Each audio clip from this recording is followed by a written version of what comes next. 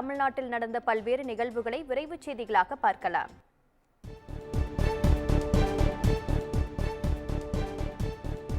கள்ளக்குறிச்சியில் போதையில் உயிரிழந்த நபரின் மரணத்திற்கும் கள்ளச்சாராயம்தான் காரணம் என உறவினர்கள் கூறியதால் அதிகாரிகள் சடலத்தை தோண்டி எடுத்தது பரபரப்பை ஏற்படுத்தியுள்ளது. மாதவச்சேரி கிராமத்தைச் சேர்ந்த ஜெயமுருகன் என்பவர் சில நாட்களுக்கு முன்பு திடீரென உயிரிழந்த நிலையில் உடற்கூராய்வு செய்யாமலேயே அவரது உடலை உறவினர்கள் அடக்கம் செய்தனர். அதன் பிறகு சாராயம் அருந்தியதால் அடுத்தடுத்து மரணங்கள் ஏற்பட்டது.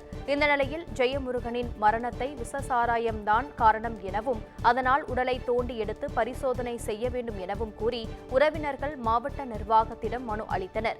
அதன் அடிப்படையில் மருத்துவ குழுவினர் மற்றும் அதிகாரிகள் ஜெயமுருகனின் உடலை தோண்டி எடுத்து உடற்கூராய்வு செய்யும் பணியில் ஈடுபட்டனர்.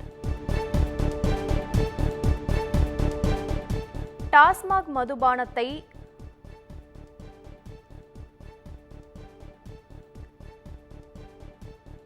அருந்தாதீர் என்பதை விட மிதமான அளவில் அருந்துகள் என்றுதான் கூறுகிறேன் என நடிகரும் மக்கள் நீதி மய்ய கட்சி தலைவருமான கமல்ஹாசன் தெரிவித்துள்ளார்.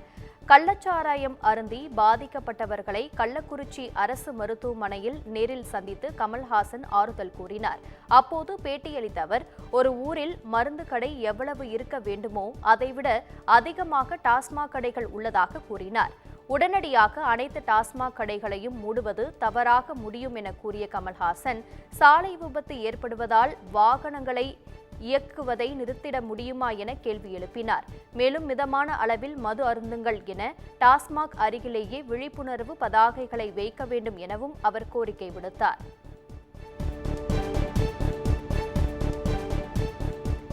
நீட் தேர்வில் கிராமப்புற மாணவர்கள் சில வருடங்களாக மற்ற மாநிலங்களுக்கு சவால் விடுக்கும் வகையில் மதிப்பெண் எடுக்கக்கூடிய நிலை ஏற்பட்டுள்ளதாக தமிழ் மாநில காங்கிரஸ் கட்சி தலைவர் ஜி.கே. வாசன் தெரிவித்துள்ளார். தஞ்சாவூரில் செய்தியாளர்களை சந்தித்த அவர், நீட் தேர்வில் தவறு நடந்ததை துறை அமைச்சர் ஒப்புக்கொண்டு மீண்டும் இதுபோன்ற நிகழாமல் இருக்க நடவடிக்கை எடுத்து வருவதாகவும் தெரிவித்துள்ளார். ஆனால் திமுக அரசு தொடங்கி இந்தியா கூட்டணி வரை கல்வித்துறையில் அரசியலை புகுத்தி மாணவர்களையும் பெற்றோரையும் குழப்ப நினைப்பதாக குற்றம் சாட்டியுள்ளார். தொடர்ந்து பேசிய அவர், இலங்கை கடற்படையால் ராமேஸ்வரம் மீனவர்கள் 22 பேர் கைது செய்யப்பட்டது கண்டிக்கத்தக்கது என தெரிவித்தார். கள்ளச்சாராய மரணம் தொடரும் நிலையில் முதலமைச்சர் ஏன் இதுவரை கள்ளக்குறிச்சி சென்று பதற்றத்தை குறைக்கவில்லை என கேள்வி எழுப்பியுள்ளார். ராமேஸ்வரம் மீனவர்கள் 22 பேருக்கு ஜூலை 5ஆம் தேதி வரை நீதிமன்ற காவல் விதித்து இலங்கை நீதிமன்றம் தீர்ப்பளித்துள்ளது.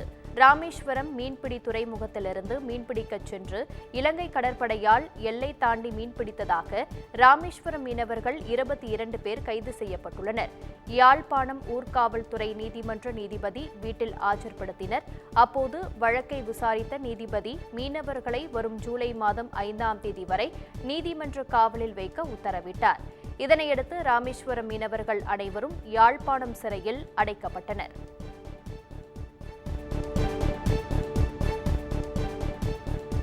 ராமேஸ்வரம் மீனவர்கள் இலங்கை கடற்படையால் கைது செய்யப்பட்டதை கண்டித்து நாளை ஒருநாள் அடையாள வேலைநிறுத்தத்தில் ஈடுபட உள்ளதாக ராமேஸ்வரம் மீனவர்கள் தெரிவித்துள்ளனர்.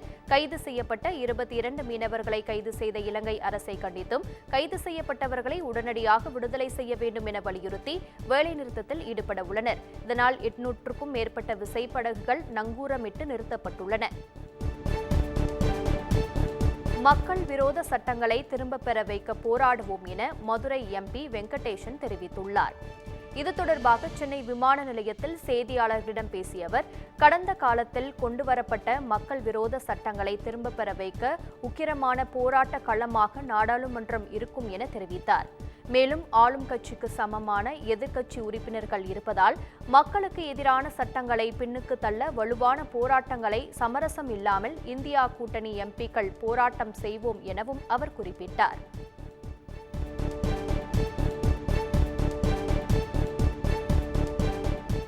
நாடாளுமன்ற கூட்டத்தொடரில் நீட் முறைகேடுகள் குறித்து குரல் எழுப்ப உள்ளதாக இந்திய யூனியன் முஸ்லீம் லீக் கட்சி எம்பி நவாஸ் கனி தெரிவித்துள்ளார். சென்னை விமான நிலையத்தில் செய்தியாளர்களிடம் பேசிய அவர், தமிழகத்திற்கு நீட் தேர்விலிருந்து விலக்கு வேண்டும் என மத்திய அரசை வலியுறுத்தி வந்தோம் என்றும் தற்போது நீட் தேர்வு முறைகேடுகள் குறித்து நாடாளுமன்றத்தில் கேள்வி எழுப்பப்படும் எனவும் தெரிவித்தார். மேலும் முதல் கூட்டத்தொடரில் தற்காலிக சபாநாயகர் தேர்வில் மரபுகளை மத்திய அரசு மீறியுள்ளதாகவும் குற்றம் சாட்டினார். திருப்பத்தூர் மாவட்டம் ஆம்பூர் அருகே சிக்கன் பிரியாணி கடையில் மாட்டிறைச்சி விற்கிறாயா என கேட்டு விஜய பாரத மக்கள் கட்சி நிர்வாகி ஒருவர் தகராறில் ஈடுபட்ட சம்பவம் பரபரப்பை ஏற்படுத்தியுள்ளது. ஆம்பூர் அடுத்த வீரவர் கோவில் பகுதியில் மகேஷ் என்பவருக்கு சொந்தமான சிக்கன் பிரியாணி கடை செயல்பட்டு வருகிறது. இந்த கடைக்கு வந்த சின்ன கோமேஸ்வரம் பகுதியைச் சேர்ந்த விஜய பாரத மக்கள் கட்சி நிர்வாகியான சரவணன் மாட்டிறைச்சி விற்பனை செய்கிறீர்களா என கேட்டு வாக்குவாதத்தில் ஈடுபட்டு தகராறு செய்துள்ளார். இந்த சம்பவம் தொடர்பாக விசிக சார்பில் தகராறில் ஈடுபட்ட சரவணன் மீது ஆம்பூர் காவல் நிலையத்தில் புகார் அளிக்கப்பட்டுள்ளது. சிக்கன் கடை போட்டுக்கிற இதுக்கு முன்னே இருந்துச்சு. அங்க இருந்து தகவல் வருது மாட்டுக்கறி போட்டுக்கிறாங்க. மாட்டுக்கறி போட்டு ஓட்டாங்களா இல்லையா? மாட்டுக்கறி என்ன சாப்பிடக்கூடாதுன்னு சொல்லிட்டு நீங்க உங்களுக்கு என்ன பண்ணிட்டீங்க? சாப்பிடு எஸ்பி நீ இல்ல ஒரு முன்னாடி கூட வந்துல. ஆமா.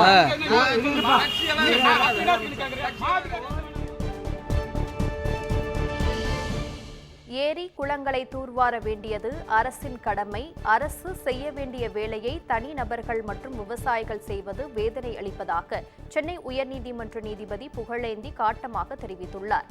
தஞ்சை மாவட்டம் ஆலத்தூர் அருகே உள்ள கடைமடை பகுதியில் 200 ஏரி குளங்களை தூர்வாரிய தன்னார்வலர்களுக்கு பாராட்டு விழா நடைபெற்றது.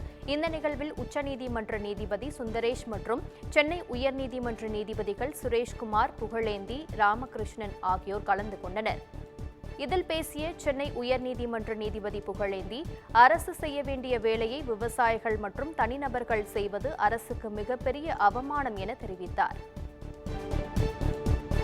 மாணவர்களுக்கு பரிசளிக்கும் விழாவிற்கான பாஸ் வழங்கும் பணியை தமிழக வெற்றிக் கழகம் தொடங்கியுள்ளது. 10 மற்றும் 12ஆம் வகுப்பு பொதுத் தேர்வில் தொகுதி வாரியாக முதல் 3 மதிப்பெண்களை பெற்ற மாணவர்களுக்கு நடிகரும் தமிழக வெற்றிக் கழக தலைவருமான நடிகர் விஜய் பரிசு வழங்கி வருகிறார்.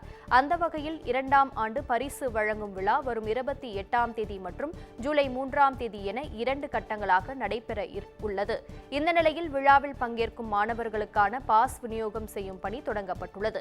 மாவட்ட வாரியாக உள்ள நிர்வாகிகளை அழைத்து தமிழக வெற்றிக் கழகத்தின் பொதுச் செயலாளர் புசி ஆனந்த் பாஸ்களை வழங்கினார்.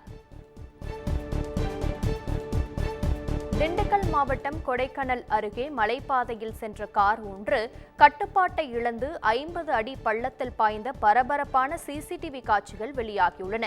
கொடைக்கானல் அடுத்த டோபி கானலில் உள்ள இறக்கமான மலைப்பாதையில் பாண்டி என்பவர் தனது காரில் வந்துள்ளார். அப்போது கட்டுப்பாட்டை இழந்த கார் திடீரென மலைப்பாதையில் இருந்து 50 அடி பள்ளத்தை நோக்கி பறந்து வந்து கீழே உள்ள தண்ணீர் கேன் கடைக்குள் புகுந்து விபத்துக்குள்ளானது.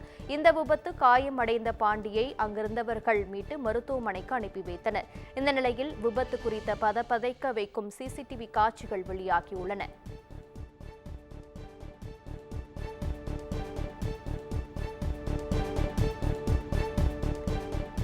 திருச்செந்தூர் கடலில் காணாமல் போன 5 சவரன் நகையை கண்டுபிடித்து கொடுத்த தொழிலாளர்களுக்கு பாராட்டு குவிந்து வருகிறது.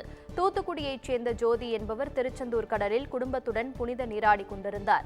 அப்போது அவரது கழுத்தில் இருந்த 5 சவரன் தங்க நகை கடலில் தவறி விழுந்தது.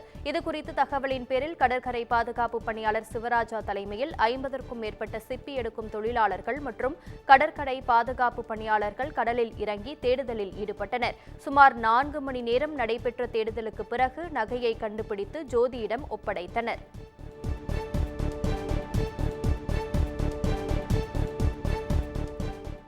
அபுதாபியில் பிரதமர் மோடி திறந்து வைத்த இந்து கோவிலைச் சேர்ந்த 40 துறவிகள் மாமல்லபுரத்திற்கு சுற்றுலா வந்துள்ளனர். அபுதாபியில் கட்டப்பட்ட பிரம்மாண்ட இந்து கோவிலை கடந்த பிப்ரவரி மாதம் பிரதமர் மோடி திறந்து வைத்தார். போஷன்வாசி அசர் புருஷோத்தமன் சுவாமி நாராயணன் சாஸ்தா என்ற அந்த கோவிலைச் சேர்ந்த 40 துறவிகள் மாமல்லபுரத்திற்கு சுற்றுலா வந்துள்ளனர். பாரம்பரிய காவி உடை அணிந்து வந்துள்ள அவர்கள் பல்லவர் கால புராதன சின்னங்களை சுற்றி பார்த்தனர். மேலும் வரலாற்று தகவல்களை சுற்றுலா வழிகாட்டிகளிடம் ஆர்வமாக கேட்டு தெரிந்து கொண்டனர்.